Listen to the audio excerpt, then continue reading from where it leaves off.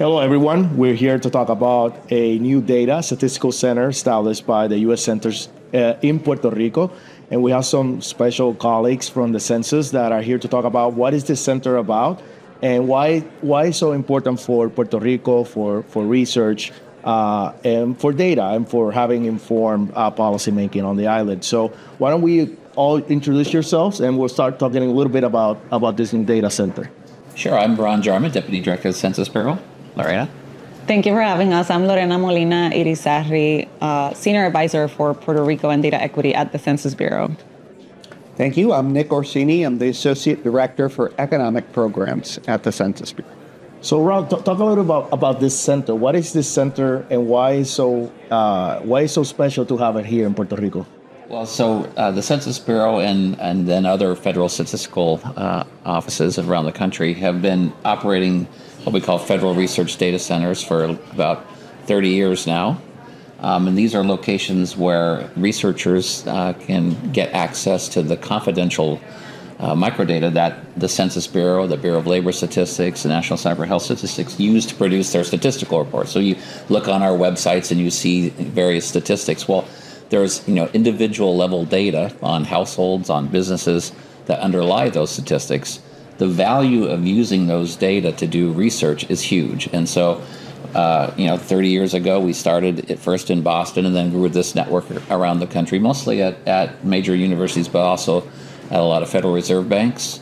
So how many of these data centers? So there's 33. I believe this will be the 34th. Okay. And so not all states have. Not every state has one, and so these are critical. The value of the microdata for uncovering insights, doing evidence building, understanding various things around inequality, economic growth, productivity growth, in the business sector. The ability of the microdata to sort of uncover the actual mechanisms that are at work is important. And so, for Puerto Rico, I think this is a great opportunity not only to sort of up the research game in the applied social sciences here in Puerto Rico, but to join this broader network and be part of this community of researchers and scholars and sort of policy wonks, across the country. Great. Lorena, you are from Puerto Rico, and we've been working with the Commerce Department for a while. So why Puerto Rico? Why was it so important to bring? Not all states have one. Why was it so important to bring this to Puerto Rico? We have made a significant investment in understanding where the challenges and the gaps and the opportunities are in how to better measure the economy. After the earthquakes, hurricanes, a huge amount of dollars coming in for reconstruction and recovery, we want to really understand what is the impact and how to measure it. Also looking at building capacity from within our institutions for a data-driven approach. When we think about policymaking and designing, the future of Puerto Rico, when we think about economic growth, economic development, we need data. Data is the foundation.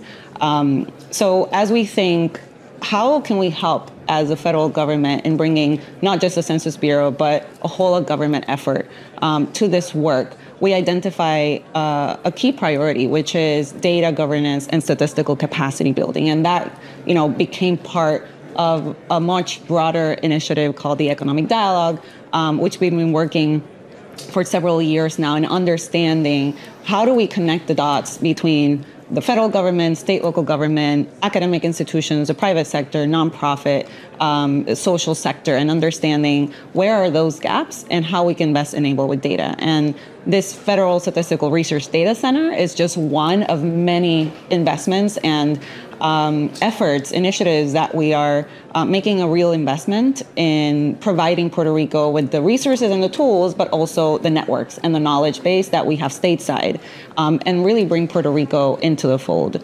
And that has a lot to do with our academic institutions, but also how we work with local and state government.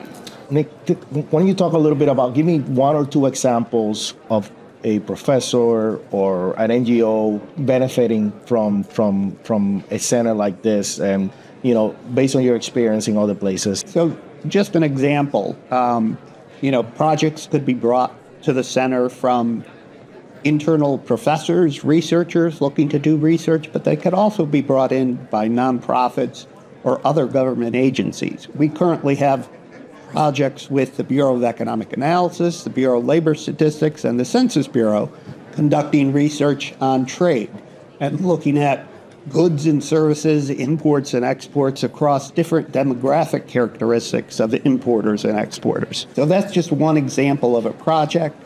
But I think that the idea is that you get that detail on individuals and on individual businesses that you could decipher, and you could get down to the real specifics of the characteristics of some of these organizations and make policy decisions based on the research. So the research informs and the research directs. So I think, the bottom line to this is access to data that you never had access to, and that you'll be able to do something to actually measure outcomes. And that's, I think, Great. one of the benefits. So I want to ask the three of you, because you've been to Puerto Rico, you've been talking to stakeholders. Do you see a lot of demand from faculty, from researchers, from stakeholders for more data, more access to data? So how's been your experience engaging with stakeholders, and how you think there's demand and there's motivation to get more data, more research out there based on your conversations with stakeholders? Yeah, obviously the proof will be in the pudding. There's been lots of interest. I know that we've already started developing some projects with a small number of researchers already. So I think we'll be able to, when the lab opens, have folks in there using it. But this is something not just for Puerto Rico, but for the labs all across the country that does take a sort of sustained interest by the university, by the other local institutions that are interested in seeing, like Lorena said, evidence being brought to bear on various policy discussions.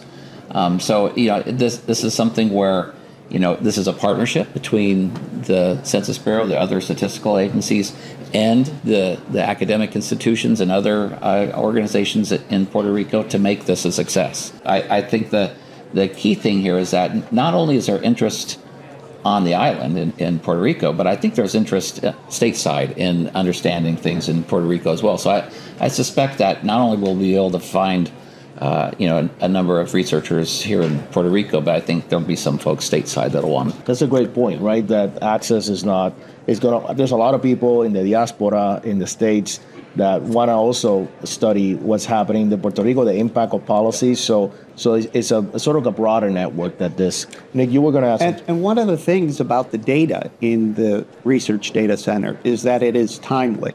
So I've been coming to Puerto Rico for several years and listening to some of the data needs.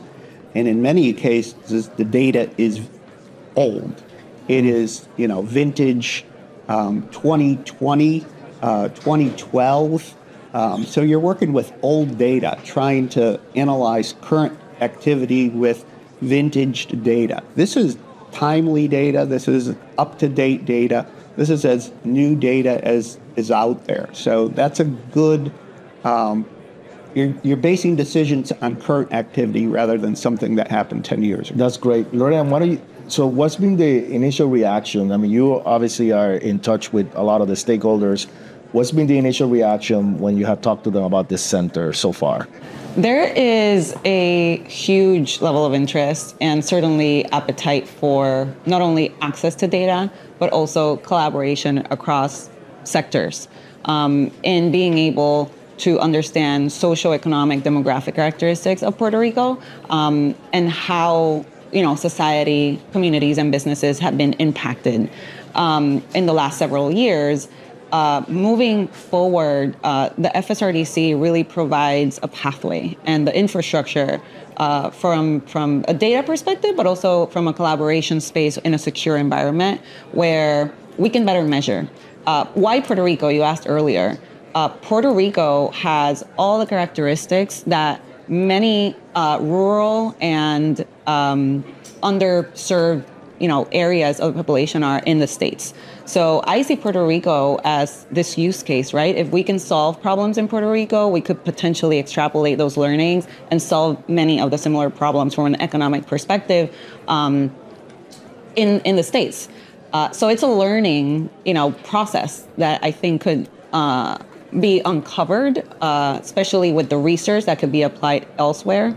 So looking at Puerto Rico as this sandbox in a way, right? And how do we bring to bear a data infrastructure and access to information, implement a data-driven approach from a clean slate. So this is what I believe the FSRDC means to a lot of people, is to have access where we didn't prior, but also to build a talent pipeline and build capacity when we think around workforce and education, and building the next generation of data scientists and researchers. So now we have a potential pathway to do that. You said you're going to Utah, where you're going to get all the representatives from all the data centers around the country. Yep.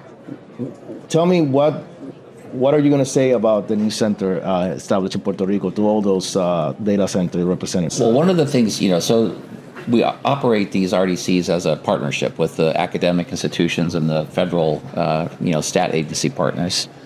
And one of the things that we've been talking collectively as a group is how do we provide more equitable access to data?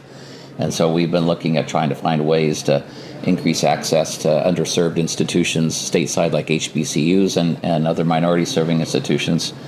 This step that we're taking in Puerto Rico is probably the biggest, most concrete step that we've taken so far in that direction, to sort of move away from the model of all these being at large major universities in the U.S. that have lots of resources and lots of expertise, the sort of capacity that Lorena was just talking about, and sort of transplant some of that capability into other institutions. And so we're really excited to do that. And we hope that this isn't the first one of these things that we do, and we're just really hoping that to see this new center thrive and be a full part and partner with the rest of the institutions around the country that we partner with. Right. Well, we really appreciate your efforts, your commitment to Puerto Rico, and for having more access to data and nudging for researchers to do more research so we can have more informed discussions about the different policies that affect our residency on the island. So really appreciate your efforts on bringing this center here. You have the commitment of the Oversight Board to make sure that these efforts continue and are sustainable. And we hope that we can have more academics, NGOs getting involved in discussions about policymaking with data and with accurate and current statistical information.